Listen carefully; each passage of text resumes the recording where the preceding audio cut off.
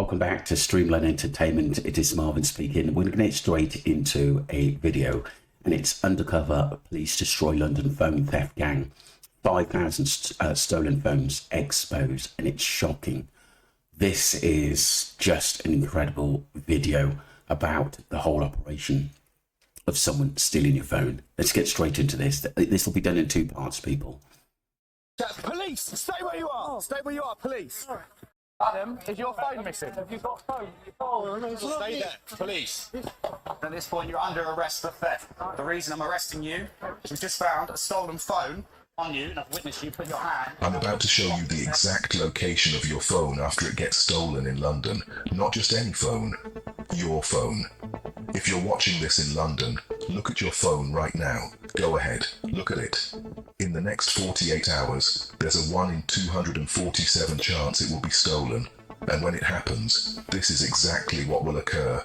3.2 seconds, phone snatched. 4 minutes, banking apps accessed. 17 minutes, your account's drained. 6 hours, phone wrapped in foil. 48 hours, sold in an Algerian market I can show you on Google Maps right now. I know this because I infiltrated the £70 million criminal empire behind it. And what I'm about to reveal will make you never hold your phone the same way again. This man lost his phone at 2:47 p.m. on Oxford Street. By 3:04 p.m, his bank account was being drained. By 11 p.m. tonight, his phone will be wrapped in foil, heading to Algeria. By Tuesday, it's being sold in a market stall I can show you on Google Maps. But here's what will shock you most. Members of Parliament are absolutely furious with Apple and Google. They're accusing them of deliberately allowing phone theft to continue. Why? Because every stolen phone forces you to buy a replacement. £2 billion in replacement sales annually. The technology to stop phone theft exists right now. Permanent kill switches that would make every stolen phone worthless. But tech companies refuse to use them. What I discovered about why they won't will enrage you. But before I show you how this corporate controversy is playing out in Parliament, you need to see the criminal empire that MPs say could be stopped overnight. 80,000 phones stolen in London in 2024, one every 6 minutes, 75% trafficked internationally. But here's what the police didn't tell you, and what the criminals don't want you to know. That stolen iPhone you thought was lost forever? I know exactly where it is, and I'm going to prove it by taking you inside the most sophisticated criminal network the Metropolitan Police has ever encountered. This package arrived at Heathrow Airport on March 3rd, 2025. Inside were 170 phones, every single one wrapped in aluminum foil. Metropolitan Police seized this shipment bound for Algeria. But this wasn't random smuggling. This was precision logistics. And the person who sent this package, you'll meet him shortly. His story will explain how an Algerian immigrant built a phone trafficking empire worth millions. But first, you need to understand the system through one victim's nightmare. Meet Kush Chaudhary, Soho Bar, May 29th, 2025. His phone was stolen at 11:43 p.m. I felt someone brush past me. When I looked down, my phone was gone. But this wasn't just theft. Watch what happened to Kush's bank account. 11:47 p.m, passcode changed. 11:52 p.m, banking app accessed. 11:58 p.m, £5,000 transferred. By midnight, £35,000 gone. Wow. And if they're changing your passcodes and that, this is very, very damaging, because obviously the bank think you're controlling your bank account and moving money, because like I said, you're using your own passcode, and if that's changed, then obviously this person have got control of your bank account. That is absolutely sickening. We don't know whether this guy was using it to get married, or whether he was saving for a mortgage. It's absolutely sickening. And I don't think you're insured by the bank either. I think obviously you can get phone insurance, but the bank, I don't know how it works. I'll have to check that out in another video. But are you going to get your money reimbursed for basically someone stealing money out your bank? I'm not sure. We'll have to see. But like I said, I know some banks are insured up to £85,000. They took everything. My savings, my wedding fund, money I'd saved for 5 years. And you might think this was just bad luck. But what happened to Kush was actually part of a calculated industrial process, and your phone is what the media didn't tell you about London's phone theft epidemic. This isn't random street crime.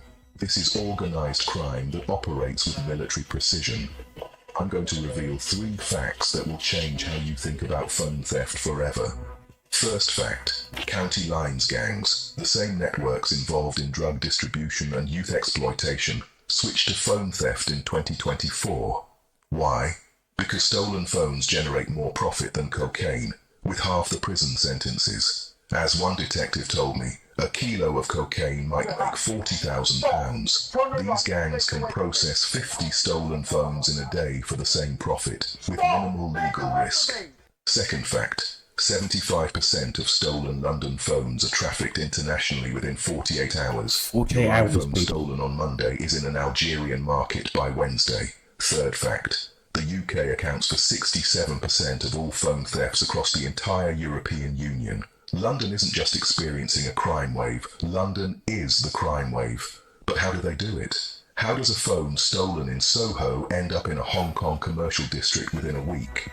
The answer involves aluminum foil, international shipping networks, and a criminal innovation that police are calling genius. Now meet the man who built the system, Zakaria Sanajki, 31 years old, Algerian immigrant, and according to court records, criminal mastermind. Police surveillance followed Zakaria for 18 months. What they discovered shocked even veterans. I just want to say about this aluminal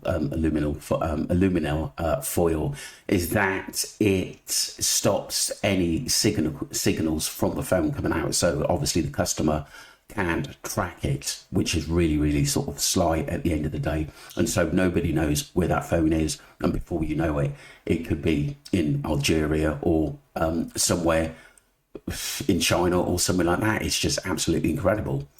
And detectives. This man didn't just steal phones, he industrialized phone theft. Over 18 months, Zakaria's network processed 5,000 stolen phones. 5,000.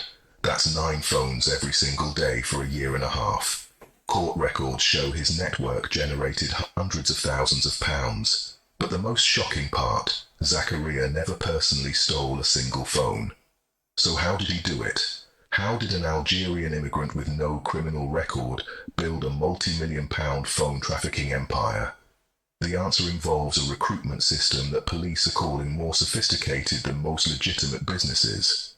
If you're finding this as shocking as I did when I first uncovered it, you need to see how deep this goes. The international connections I'm about to reveal will completely change how you think about organized crime, and if you know someone who travels to London or any major city, they need to see this too. Zakaria didn't recruit experienced criminals. He recruited vulnerable young people. Teenagers from disadvantaged backgrounds approached through social media, promised easy money. One detective inspector told me these weren't hardened criminals. These were young people, some as young as 14, who thought they were making quick money. They had no idea they were part of an international criminal network. Let me show you exactly how the system works. Step 1. Child approaches victim on e-bike or electric scooter. Phone snatched in under 3 seconds. Step 2. Phone immediately wrapped in aluminum foil, creating a Faraday cage that blocks all signals. GPS tracking, dead. Find my iPhone, useless. Step 3. Phone delivered to processing centre, usually a residential address in North London. Within minutes, banking apps accessed, accounts drained. Step 4. Phone repackaged for international shipping. But here's what's truly genius about this system. The young people doing the stealing never meet the people processing the phones. The people processing never meet the international shippers. It's compartmentalized like a spy network. Each level of the operation is isolated. If one level gets caught, the rest continues operating. It's criminal. Wow.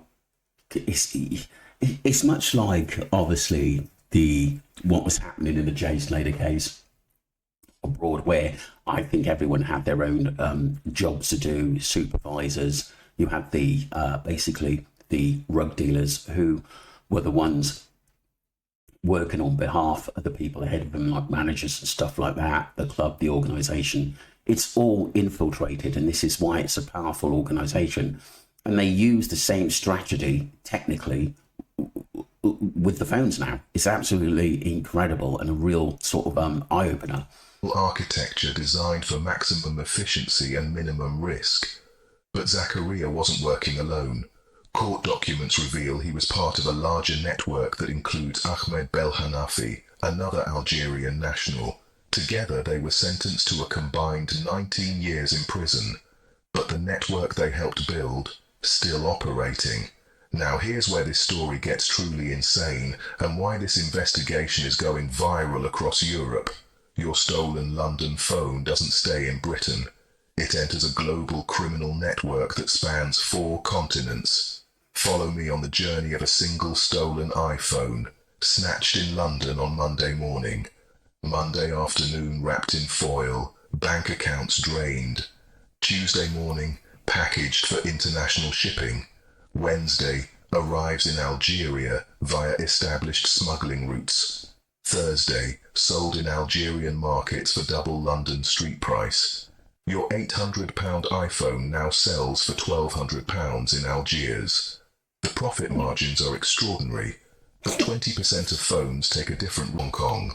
Commercial districts containing hundreds of thousands of imported phones. But these aren't being resold, they're being dismantled. Your iPhone becomes untraceable components, the screen, camera, processor, all sold separately. One stolen phone becomes dozens of new parts. It's criminal genius. The scale is breathtaking. One commercial unit raided by Hong Kong police contained over 200,000 phone components, all imported from Europe, most from London. And here's something that will shock you.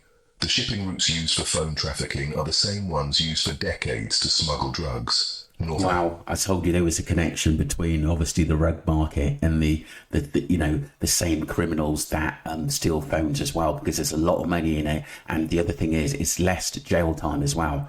And this is what a lot of these young people are doing now for gangs and mafias. African criminal networks simply switched cargo. Instead of hashish and cocaine, they now ship iPhones and Samsung Galaxies. The infrastructure was already there. The corruption networks in ports and customs, the transportation logistics, the money laundering systems. They just changed the product. But there's another player in this global game that might surprise you.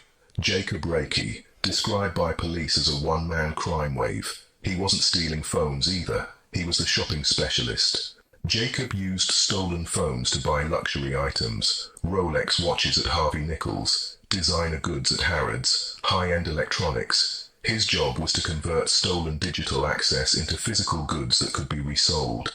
Court records show Jacob spent over £100,000 using stolen phone access in just 6 months. He targeted high-end stores because luxury goods hold their value and are easier to fence internationally. The sophistication is staggering. These aren't desperate street criminals. They're running complex international businesses with supply chains, logistics networks, and financial systems. And speaking of financial systems, here's where the story gets even more disturbing. The banking drain technique used on victims like Kush has been refined to military precision. Within minutes of stealing a phone, criminals access banking apps using biometric bypass techniques. They change passwords, transfer... That's awful. You could be saving up for like 20 years or half your life, and then your money's stolen and you've got to pay rent, you've got to feed your family. That is just absolutely awful. You could be saving for a lovely holiday and your hard-earned money is gone in a matter of minutes. It's absolutely sickening. Funds and set up new payment methods. By the time victims realise their phone is gone, their bank accounts are empty. The average victim loses £8,500, but cases like Cush's losing £35,000 are becoming more common as criminals target high net worth individuals in areas like Soho, Mayfair, and the City. And here's what's truly terrifying. The techniques used to drain bank accounts are being sold as services. Criminal networks offer phone cracking as a specialised service to other gangs. It's become an entire criminal industry. Now you might be wondering what the government is doing about this, and that's where we return to that parliamentary fury I mentioned earlier. In parliamentary sessions throughout 2025, MPs have directly challenged Apple and Google representatives. As one MP stated in the House of Commons, tech companies are profiting from crime. Every stolen phone forces victims to buy replacements. They have permanent kill switches. They refuse to implement them. Think about this. A permanent kill switch could make every stolen phone worthless. Thieves would stop stealing phones because they'd have no value. Crime would collapse overnight. The technology exists. Apple and Google could implement permanent device disabling that would make stolen phones completely unusable. No resale value, no parts value, nothing. But when pressed by MPs, tech company representatives gave vague answers about user experience and technical challenges. Parliamentary committees are now investigating whether the real reason is obvious. Industry analysts estimate that phone theft drives £2 billion in replacement purchases annually in the UK alone. And this is where the story gets uncomfortable, because every time you buy a replacement iPhone after theft, parliamentary investigators suggest you're inadvertently funding the system that stole your original phone. The criminal networks know this. They factor replacement purchases into their profit calculations. If this is making you as angry as it made me, then you'll definitely want to hear about what the police are trying to do to fight back. But honestly, what I discovered about their efforts will shock you even more. Enter the flying squad. I'm going to leave it there, people. That was part one. We're halfway through, but absolutely shocking. And do you know what I mean? It's just the quick turnaround from your phone being stolen and your phone is open for them to change your password and then basically access your bank account very, very quickly. By the time you even got through to the bank, they've probably transferred half your money or going through your bank apps. So it must be quite a professional service for someone who knows how to react to these banking within, say, 5-10 minutes. It's absolutely sickening and incredible to hear. Let me know what you think, people, because like I said, I understand now how much money in it, because like I said, we think if that phone gets blocked, even if that phone gets blocked and there's no money taken, they can still sell the parts for a hell of a lot of money at the end of the day. And like I says, there's no way that these big companies like Samsung and iPhone are gonna sort of implement these kill switches so the phone goes off and it's worthless. It's worth too much money. Billions, should I say, the phone market. Let me know what you think, people. That was part one. Thank you. And don't forget to subscribe to Streamline Entertainment and follow the channel. Thank you.